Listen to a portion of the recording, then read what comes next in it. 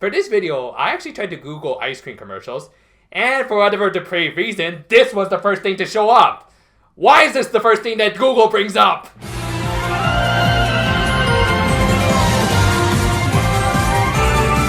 Okay, nightmare fuel aside, let's talk about the episode. Continuing with the introduction episodes, today we've got the blue of the team, Aoi Tatagami. She's the vocalist of a local band whom Himari and Ichika encounter while she's performing, with Ichika turning out to be one of her many fans. Not sure how I managed to amass a fandom at such a young age, but if the Gen film has taught me anything, it's that YouTube and poorly edited fan clips can make anything look good.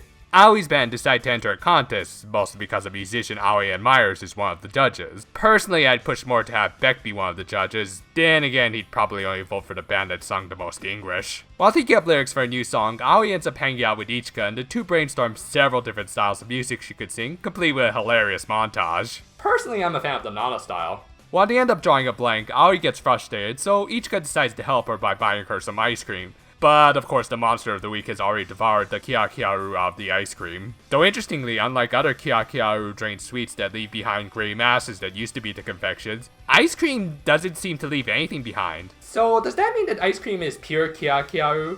I mean, I wouldn't doubt it since I love the stuff, but if that's the case, you think you can make this creep disappear completely as well? With Aoi suffering from severe writer's block and no ice cream in town, Himari and Ichika again decide to make their own damn sweets. Thus, they end up making a mixed vanilla and blue Hawaii flavored ice cream for their blue-haired friend. Which, funny thing, I've never had blue Hawaii of any sort spite of living in Hawaii for the last 3 decades or so. Now that I live a speeding distance from Waikiki, I really should get around to trying the original cocktail.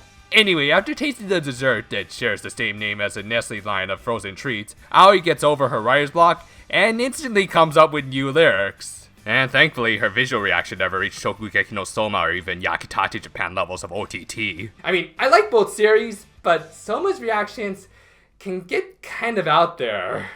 Actually, what this reaction likely represented was that the ice cream both figuratively and literally cooled her head down. Aoi is extremely passionate about music, and while that passion can drive her, it can also dull her focus. So, by calming down and just eating some ice cream, she cleared her head and managed to think up lyrics. And in spite of only just then coming up with said lyrics and not even writing them down so that her bandmates can figure out a proper melody to play, they all just decide to wing it and head out to play. Yeah, you know, maybe the monster coming out to eat Aoi's lion ice cream and ruining the concert was actually the best thing that could have happened to them. Himari and Ichika try to stop him, but considering that this monster is more power-based, their usual speedster tactics fail. Thus, the third member joins in without any question. Seriously, Aoi instantly takes to becoming a precure, no shock over her ice cream becoming a plastic trinket or anything. Oh well, her transformation sequence is absolutely amazing, so I'll overlook it. Seriously, the next two are gonna have a hard time topping this. I especially love the part where she forms her jacket. And as soon as she's in battle mode, Aoi starts singing her insert song.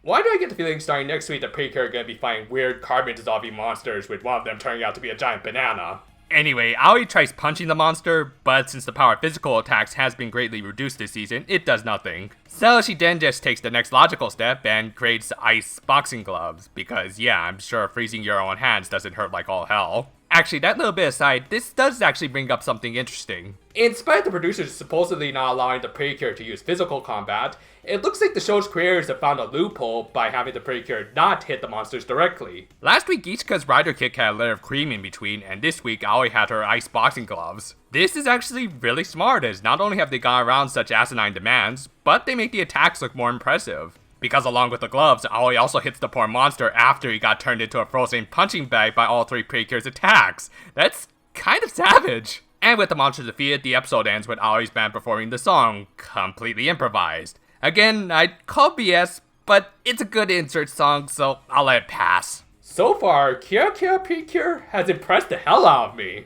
I've enjoyed how these first 3 episodes have remained very character-focused, with each of the Cures having their own clearly defined characters and their own unique interests. Yet while having very different interests, cooking, science, and music, they're able to come together because of different interests, not in spite of them. That's actually a nice little lesson. The animation has remained very colorful, and the music has been great, especially this episode, obviously.